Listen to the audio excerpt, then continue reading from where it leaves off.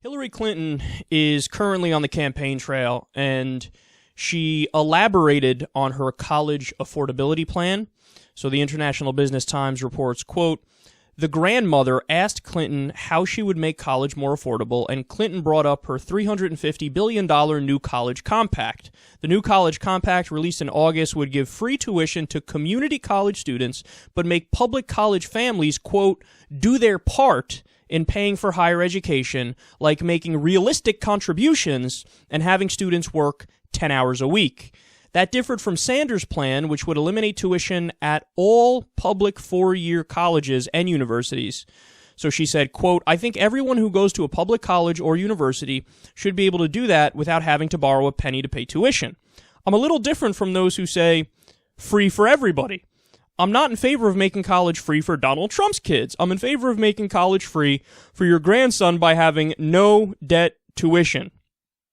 Okay, so this seems like a minor policy difference, but this is actually a great example of the difference between an establishment Democrat versus somebody who's basically a social Democrat like Bernie Sanders, somebody who actually, in my opinion, cares about the American people and cares about his vision for the future.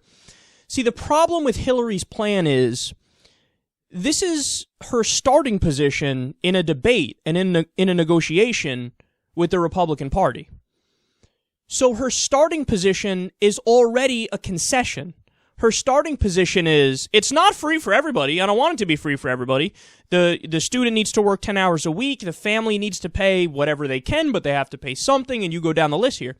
So you already started with a concession. You already started by saying, I'm not in favor of universal college for everybody, paid for via taxes, no questions asked. So since you already started with the concession, now you have nowhere else to go in a debate and a negotiation but further to the right wing. And then your final position is going to end up being center or center-right, as it always is when you're dealing with these Republicans. Now, Bernie Sanders, on the other hand, he's starting with, no, free college for everybody. That's the end of the conversation. It's going to be paid for via taxes. I don't want anybody paying anything out of their pocket. You don't need to work any extra hours if you're a kid. No, just free college for everybody. That's his starting position. So perhaps if that's your starting position and you know how to play politics and you know how to negotiate and you know how to debate and you know how to crack skulls, well then when you're faced with an obstructionist Republican Congress, you know where the middle ground is and you know where you meet to actually make a deal? Where Hillary's plan is right now. Perhaps that's where the middle ground is. Perhaps you form some kind of a deal where, okay, Bernie wasn't able to get universal college for everybody paid for via taxes, but he was able to get a deal where we have free four-year college at public universities and the kid has to work 10 hours a week and then you have to make a limited contribution if you're in the family, yada, yada, yada. So this is immensely important, guys. And again, a lot of people would say I'm being too harsh on Hillary because Hillary's plan on paper is really not that bad. It's a pretty progressive plan. But you have to understand how this will unfold in the real world of modern-day politics in America. And a great example of this is what happened with the Obamacare debate. So President Obama and the Democrats, their starting position in the debate was, we want a public option. So in other words, keep the private insurance industry exactly as it is. If you like your plan, you can keep it. Nothing's going to change there. But give people an option to buy into a public option, a government option, and then they'll provide care and they'll get their care there, and then everybody will be happy because you'll have the private system largely intact, almost exactly the same, and you'll have a public option. That was their starting position. Their starting position. And then what ended up happening?